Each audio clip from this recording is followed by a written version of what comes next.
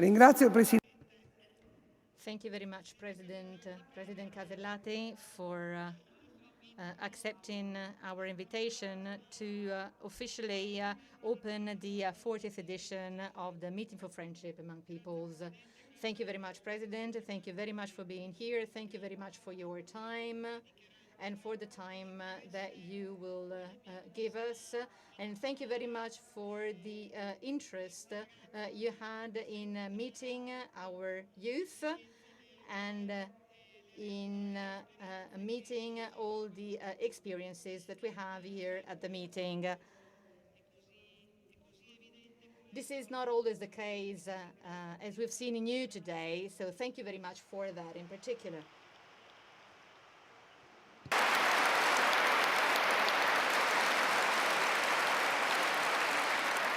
Saluto anche a nome di Welcome on behalf of all the organizers, the distinguished authorities.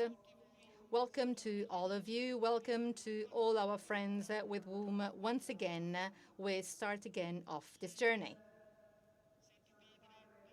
The Holy Father, Pope Francis, this morning introduced this meeting this morning during Mass, and President Mattarella, with his telegram, is giving an official greetings, and I'm going to read it through. The Meeting for the Friendship Among Peoples celebrates its 40th anniversary, and once again it offers to the community that it represents and to the whole Italian society a valuable opportunity of meeting, experience exchange, and cultural growth.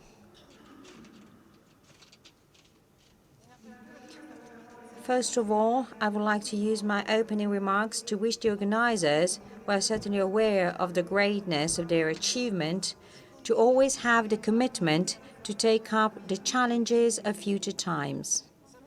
I would like to express my best regards to the very many voluntary workers, from the young to the less young ones, who are going to accompany as protagonists all the scheduled events. The title chosen for this 40th edition, Your Name Was Born from What You Gazed Upon, leads to reflection on the humanity of man and the necessary relation to the other, on the birth of community, on the relentless dialogue between personal faith and history. The changes around us occur at an ever faster pace. New opportunities are offered to us, and other ones will be available to us very soon. However, in the meantime, we are confronted with new forms of injustice, of poverty, of selfishness, of uncertainties, of threats to the value of peace. We need to face anything new with courage, without any feeling of paralyzing nostalgia, keeping instead our critical mind and being always open to the others. Going back to the people means embarking on a journey of growth and liberation, a task we're constantly urged to go back to. During this journey, each one of us has to rediscover the meaning and value of the community, or better still, should contribute to its building, weaving the fabric of solidarity. All through these years, the meeting has always animated the public debate. Therefore, my wish is that this landmark anniversary may be a great opportunity to help it find new drive to render its service to society. President Sergio Mattarella.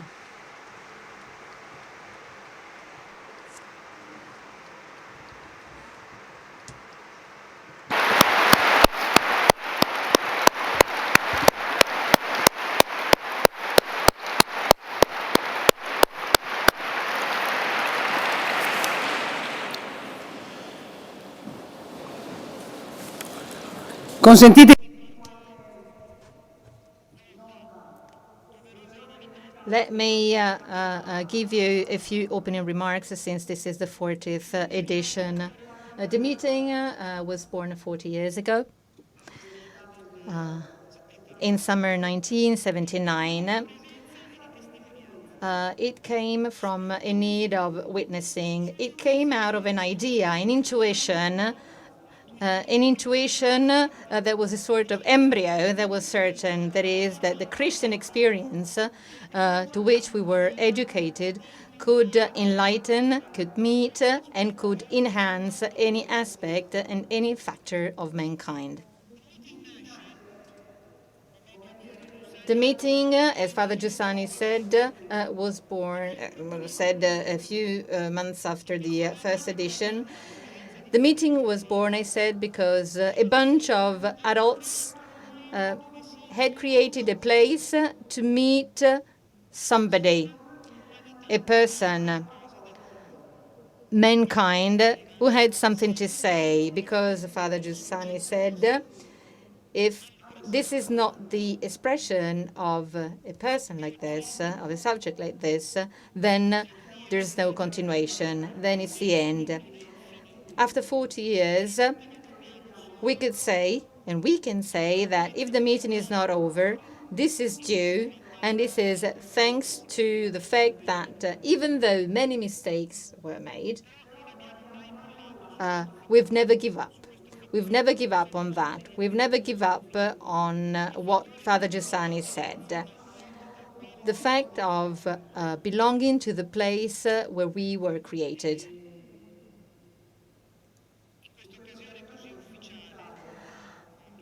Under these official circumstances, in the presence of distinguished authorities and the President of the Senate, I could be much more institutional than this.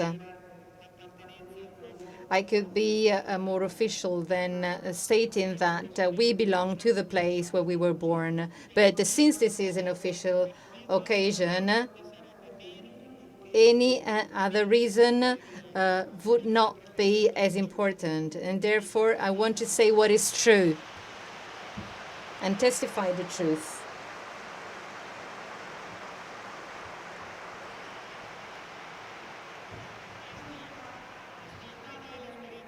This was, and this is the experience of the past 40 years. The world has changed over the past 40 years. Many things have changed. 40 years ago, joining an ideal, joining our experience and doing something in history in the name of our ideal was unthinkable. To us, it was unthinkable not to take action. Whereas people are less interested in reality today. Today, people are passive to what they're surrounded by. Ideals created links in the past. Today, loneliness is predominant. The historical context was different 40 years ago. Europe had to be reconciled. A wall has to be torn down.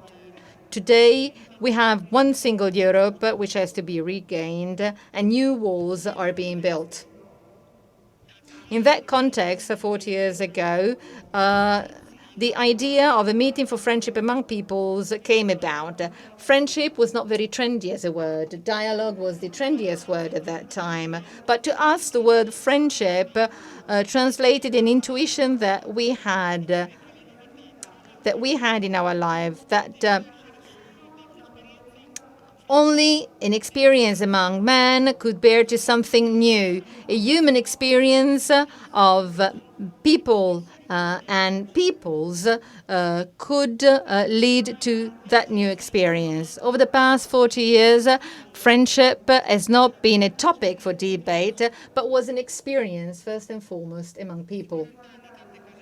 Over the past 40 years, many things started and ended, and the meeting is still here.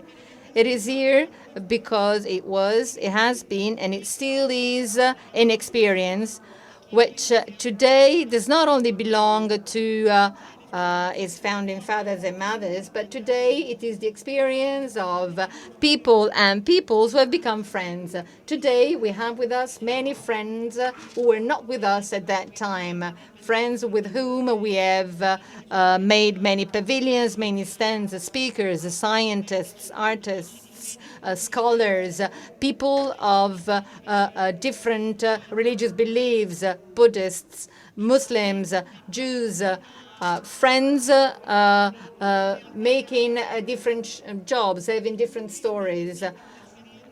With all of them, we developed an experience. And the experience led to knowledge. It was not just the original idea, but it was the way to meet one another. All those that we have met and all that we have done in the meeting generated from an experience, something that continues to happen in front of us. Over next week, this friendship, this story will continue, and none of us knows right now what that will lead to. Every meeting is the result of the whole story that has developed during the meeting and in previous meetings. This can be confirmed by all the speakers, by all the artists and all the scholars. They do know that at the beginning there was a relation, there was a friendship, be it a small or a big one, but a shared story. John Paul II told us in 1982, build the civilization of truth and love. And we kept this promise. In 2011, President Napolitano invited us to continue under uncertainty. We were able to make different people meet, as recently underlined by Monsignor Zuppi. And this happened not because of strategies, but because we embraced the reality. The peace and human rights were the first topic of the first meeting, when the human rights were at stake and where the international scenario was easier. The title of this year gives us a more difficult challenge. Your name was born from what you gazed upon. At this time of uncertainty, before talking about peace and human rights, we need to wonder who has a name and a face to live reality in a most proper way today. In the message sent by Pope Francis, we heard these words. Today's man lives in uncertainty. It is a stranger to himself. It is not consistent. He is fearful. How can he find himself once again? How can he find hope once again? The Holy Father says that the secret of life is to gaze upon Jesus' face. And he calls for the meeting to always be a hospitable place, a place where Pope Francis says where people can gaze upon faces, thinking about their own identity. Dear President, a place like this, a place which is open like this, a place which is free, this is what we want to continue developing. And this is an opportunity for meeting and for dialogue that we offer to all men and women.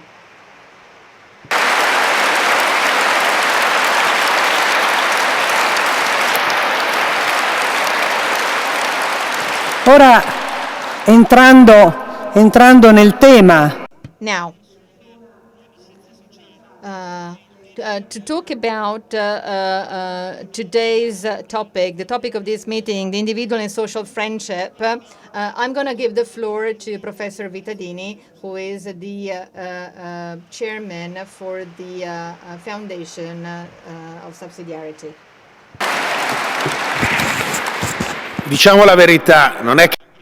Let's tell the truth. This meeting does not take place at the best of times.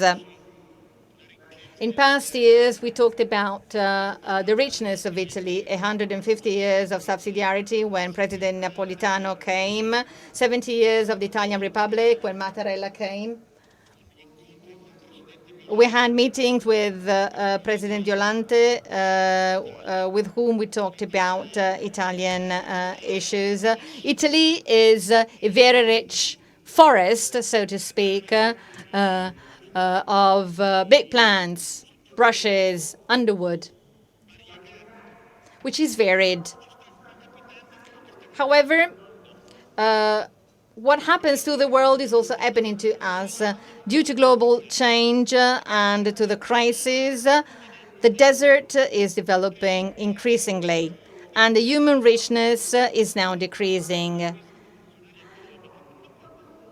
At this historical time, we see that the I, the me, is more and more of a desert.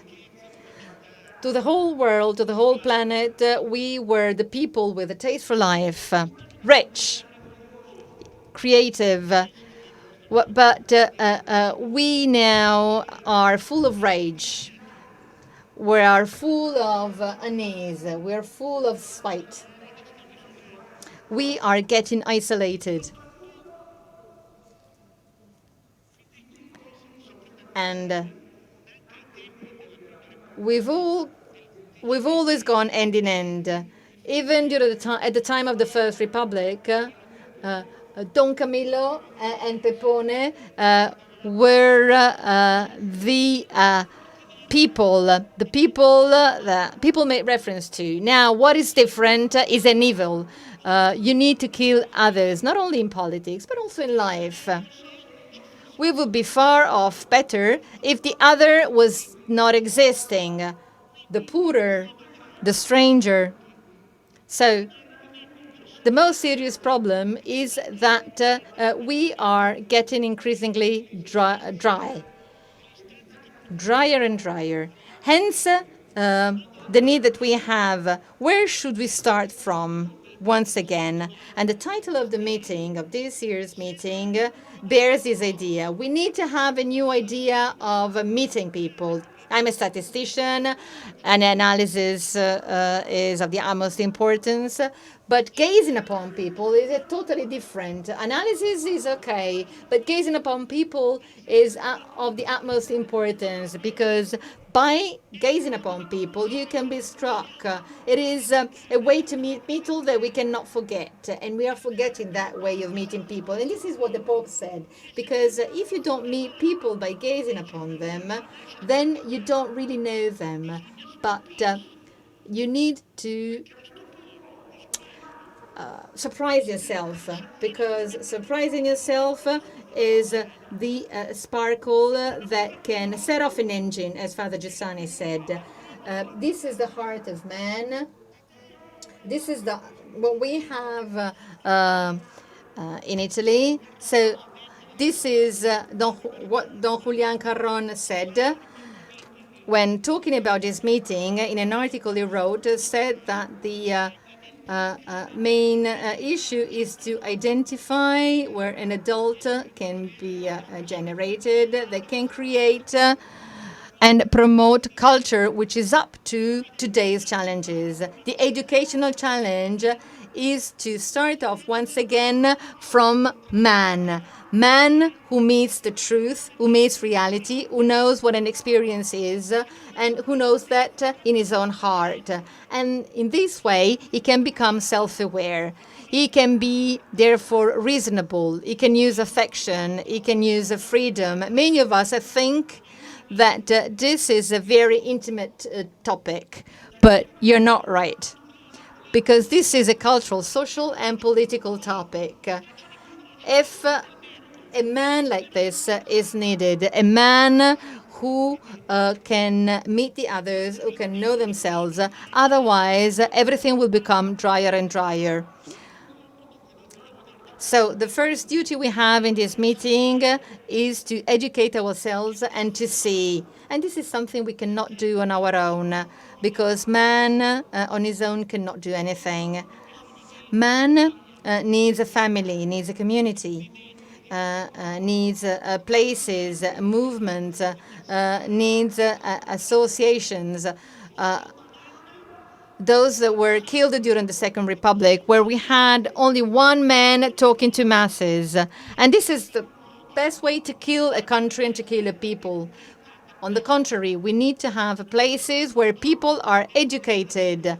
These places must not get dry, must continue developing. An external attack was also resulted in weakening our ideals. people stopped educating themselves, whereas we have to restart once again, re-educating ourselves, where we educate ourselves to the common good, to ideals, to gratuitousness, under any possible conditions.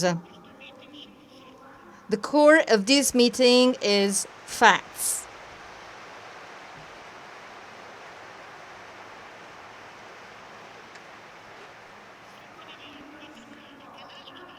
Facts of a new life that can come about. People of all different cultures who are educated to a job where we don't want to work, jobs that we no longer want to do. People who can become entrepreneurs and who can stand up to crisis, because the GDP result is made by negative trends and positive trends. There are people leading to negative trends because they don't want to build up anymore. We have here with us an entrepreneur doing the World Cup and the Champions League. We make it in Italy. We make the World Cup here in Italy. This is a small enterprises. We will have with us people helping adoptions in Africa. We will have with us people having a dialogue during the Third World War. As the Pope says, we will hear many people talking about different thoughts, different experiences, and we're hosting them at the meeting, although they are different, because we want to show that in this world right now, we have to invite others. This is a subsidiarity. This is life starting from bottom up. And we may also give suggestions to politicians on fundamental topics. First and foremost, education. To us, it is mostly important to educate and to train both families and the education system, who must be independent. Because if the schools are in such a negative situation, it's because state schools have killed the educational system. And this is what we continuously repeat to all politicians and the political system. Now, tell me why in our Italian system, the North is under certain circumstances and the South is under totally different circumstances. Jobs have to be created, and as we can see at the meeting, jobs can be generated and can stem from the sparkle I mentioned before. And we have many examples of that. We don't want to be financially helped. We don't want to be helped by the state. The state doesn't have to give us money, but the state doesn't have to waste money. The state must use the money for people who work. There is no happy degrowth. This is totally stupid. Degrowth means losing your job. Hence, we need development helping employment and helping job creation, because we can do a lot more. But development must be bottom up. This must be at the core of our system. And then subsidiarity welfare.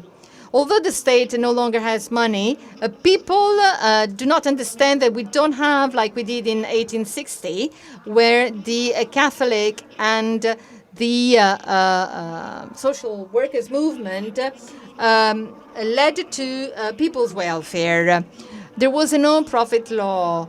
The state on its own is useless. We need the non-profit world.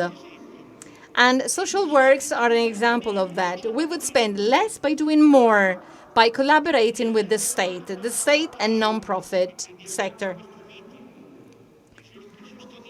And this leads to a sustainable development. Sustainable development is needed. We see climate change from Siberia to Europe, but the 17 UN goals are important, and they are focused on men's development. People have to understand that. People have to understand that we need to respect nature. We need to promote equality, but at at the center of that, there's a man, the person. The person must be at the heart of everything, and this is what people need to understand. Last but not least, let's talk about politics. Strangely enough, I think that politics and the subsidiarity principle must look at all these topics and must get together. Our country is in such a hard situation that if we continue as we're doing right now, we cannot make it. We are a country that came out of a war, and we need to promote convergence, respect. We need to collaborate for the common good, because the problems are so many that if we don't start again working on the common good, any majority cannot make it. Then there can be divisions, but the love for the person, the love for development require collaboration. Dear President, we are saying this because we don't want to fight against politics, but we want to collaborate with it. We want to collaborate with institutions in order to develop ourselves for the common good.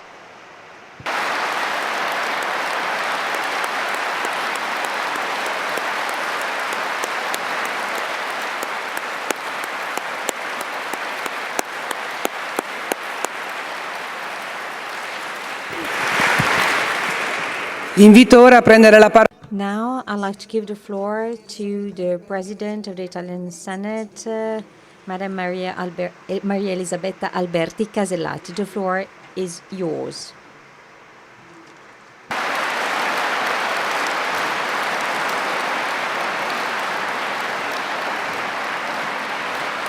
Grazie. Grazie tutti mi sembra, vero? Per lei.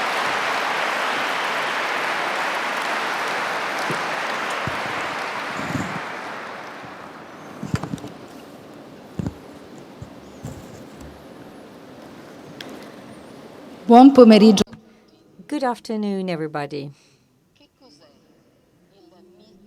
What is the meeting for friendship among peoples? Well, I think that this is a bet.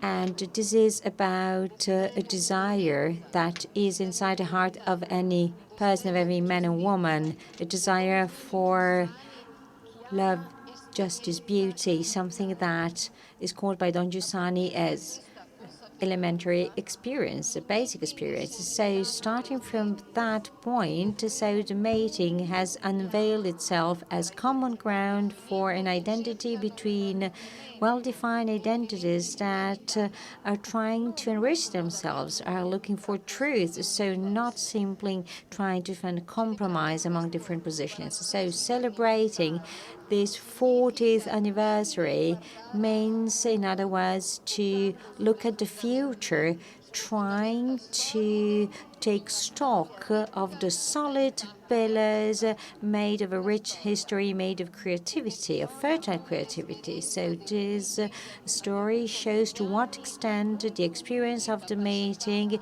has had all through the years the rare ability to remain faithful to its own identity and to its own inspiring principles. So being the expression of the story and history of a people and not simply the result of an organizing strategy.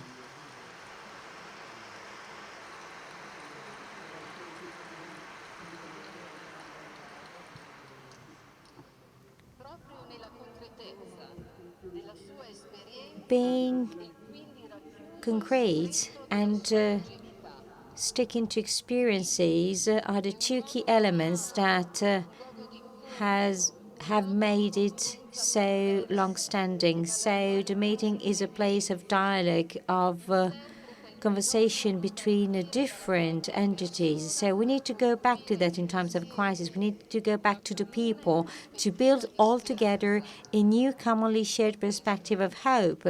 That is why I am so struck by the title of this edition. So the title chosen by the organizers, that is so meaningfully taken from a poem written by Pope Karol Wojtyła dedicated to Veronica. So your name was born from what you gazed upon.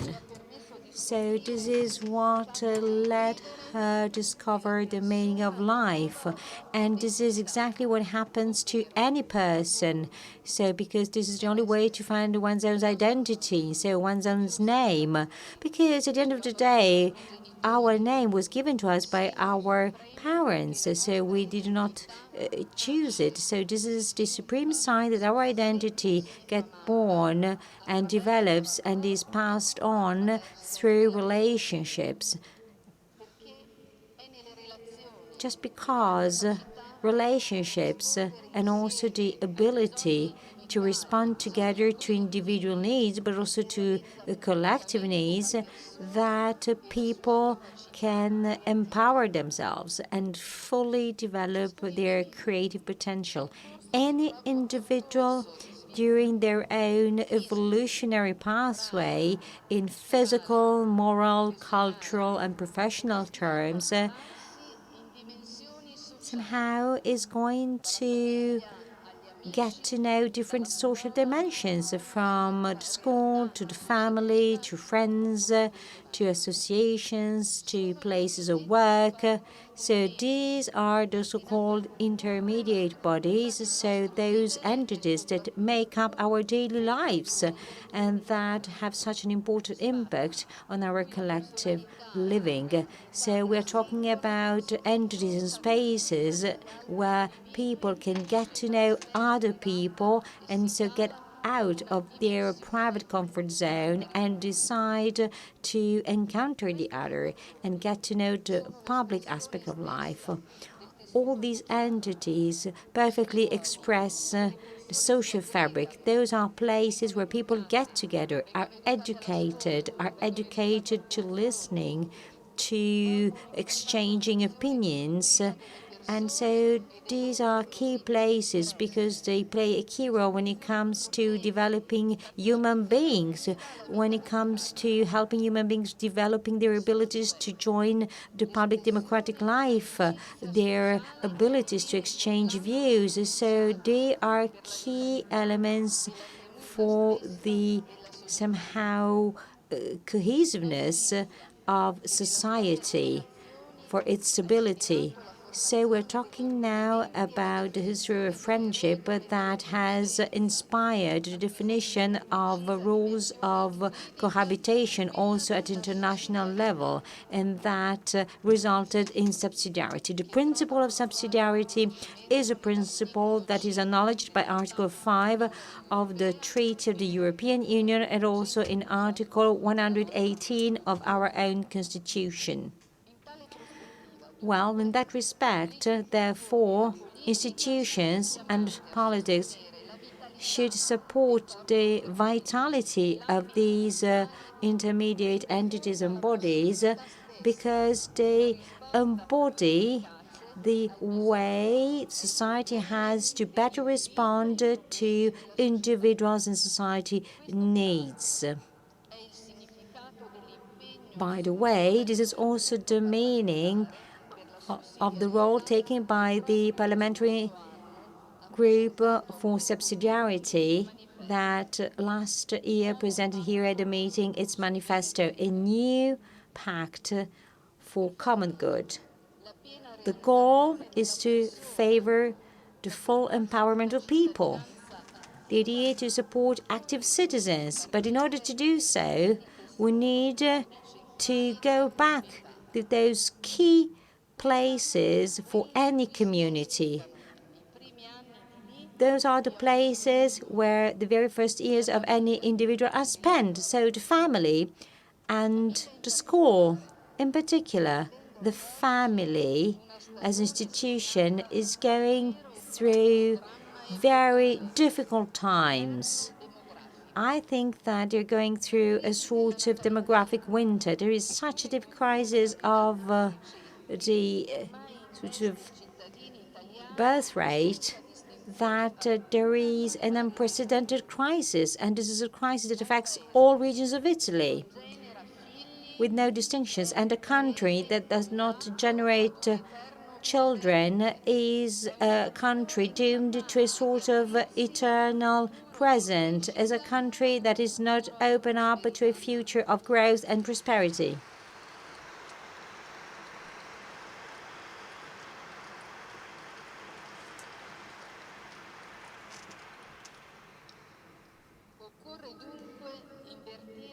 As a consequence, we need to radically change this trend and be aware that investing in parenthood is not just an individual right. Instead, it is a civil right that also matches a specific development strategy. So, I mean, this is something that entails a cultural change, fostering the social value of the important choice of becoming parents, because having children is a big investment for families, certainly, but also something that has positive repercussions for the whole society. That's why institutions and politics should foster and support family through specific measures and interventions that should be somehow of long-term nature. And I'm referring not only to tax breaks or other measures, but also a better organization of our daily life.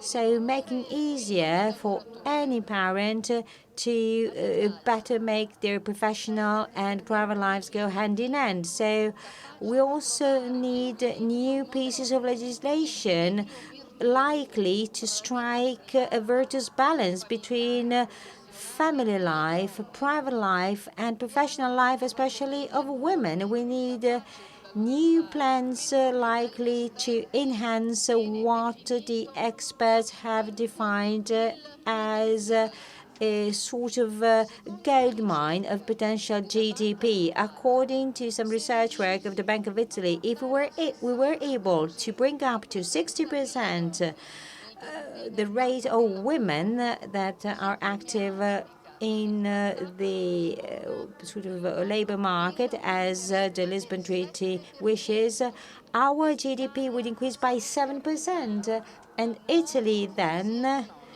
would not be exposed to further economic crisis cycles. I think that this is a crucial topic that is even more important today. That's why it is my clear intention to promote over the next few months a specific event to stimulate a deeper reflection on the problem resulting from these sort of down curve our natality rate, trying to find effective measures to change this trend, defining new measures and tools to better match private life and professional life and family life. On top of that, we also need to better enhance the key and sort of irreplaceable role of education of families next to public schooling institutions of any level. Family and school and the schooling world should be at the very center of a new approach, better enhancing the professional, cultural, human value of training and education, because we need to react to the so-called educational emergency that is more and more widespread. So we need to identify new educational pathways that also need to fully respond to the right to have access to a meaningful, effective, and complete education that should also include the fully effective schooling equality in compliance with the principles of our Constitution.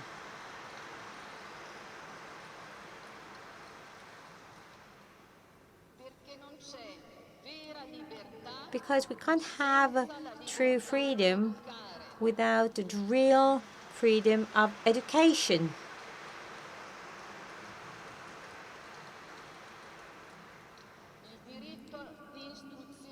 The right to education has been regulated by Articles 33 and 34 of our Constitution, should be considered as a right to have access to free teaching, and at the same time that means the free right to teach. Schools and universities, as a consequence, need to be able to be free to qualify themselves as places of free teaching, free knowledge, and free learning. At the same time, we need to guarantee to private subjects the possibility to set up any kind of schooling institution. That means acknowledging the value and importance of educational pluralism.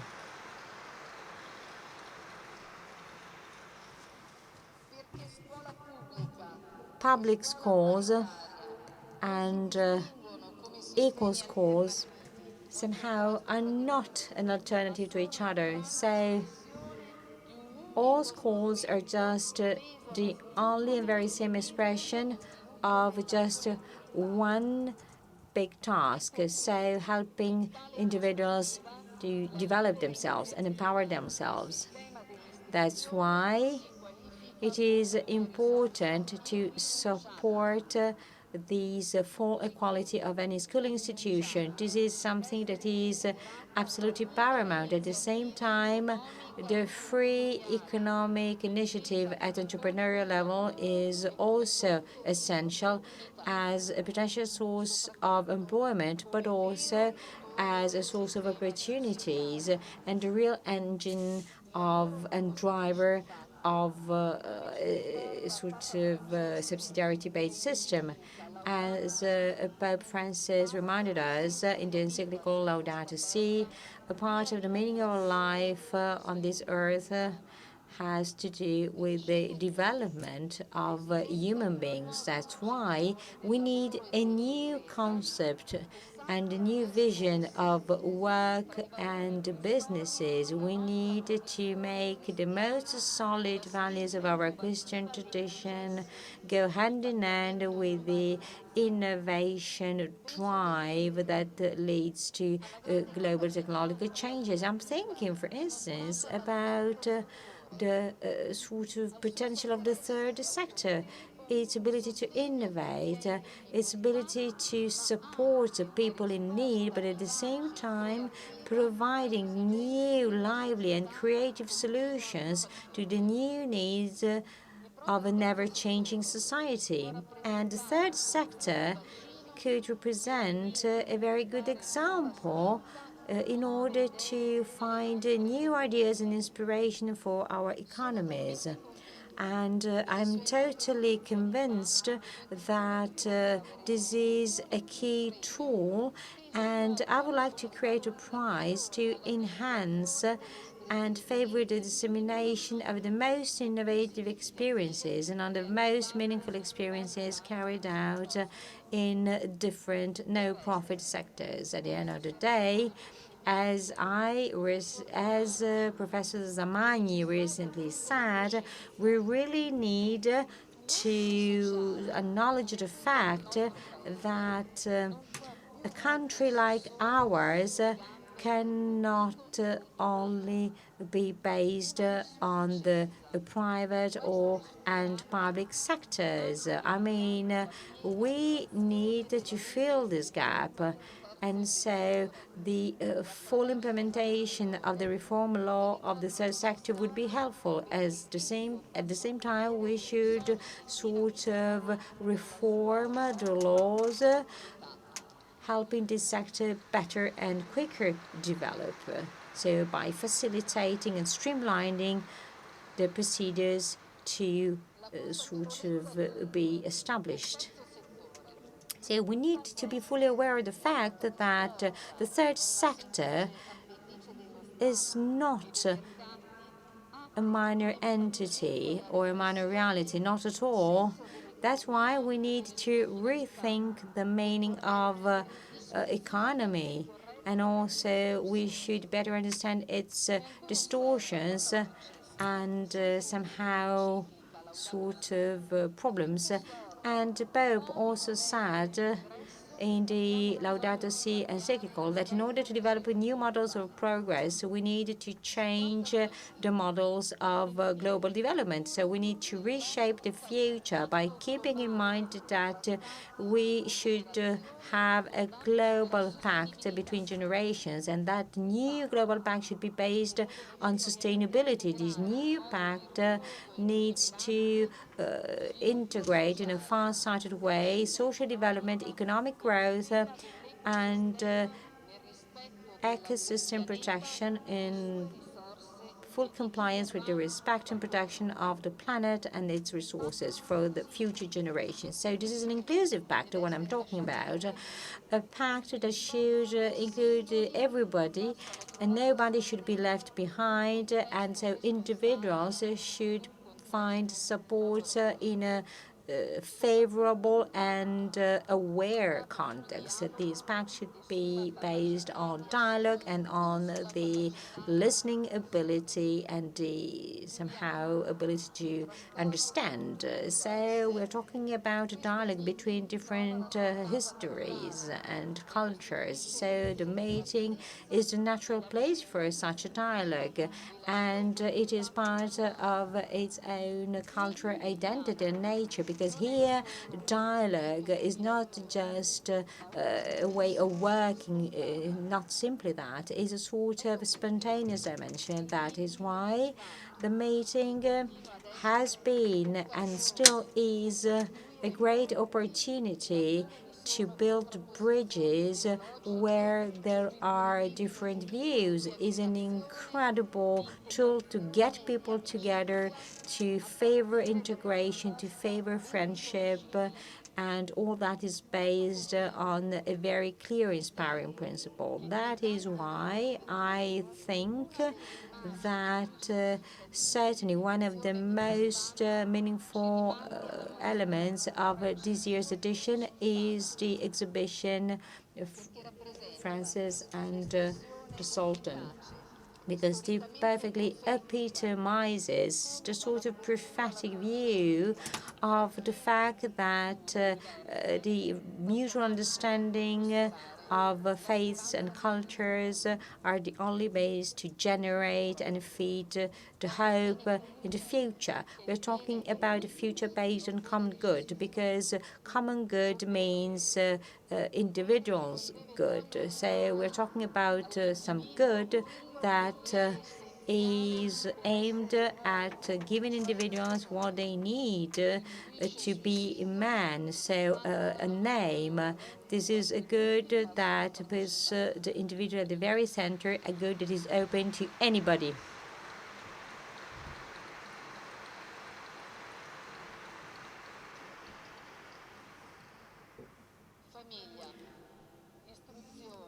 Family, education, training, enterprises, businesses, work, employment, innovation, sustainable development are nothing but the tools to be used in order to let human beings discover their identities. These are the tools that let people somehow identify themselves and find their place in the social context. So those are key elements that play a key role in the life of every man and woman.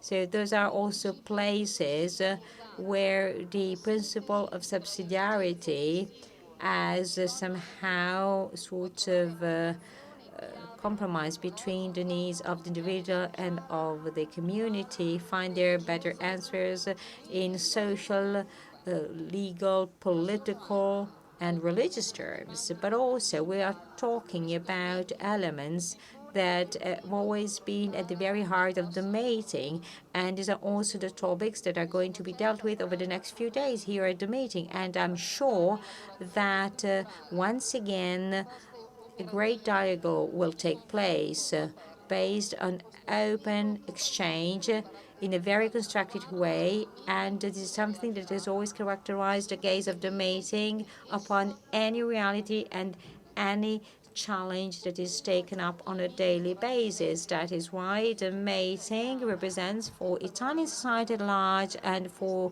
the international scenario at large a great experience. That's why I'm very grateful to be here this year, and in particular I would like to thank the President, Ms. Emilia Guarnieri, and President Giorgio Vittadini, who have made it possible for me to be here today and to share such a meaningful landmark moment.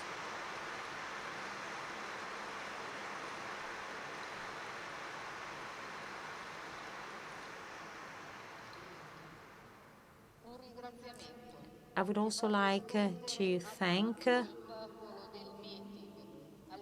the people of the meeting, the thousands of voluntary workers that are the pounding heart and the living soul of this incredible and unique event.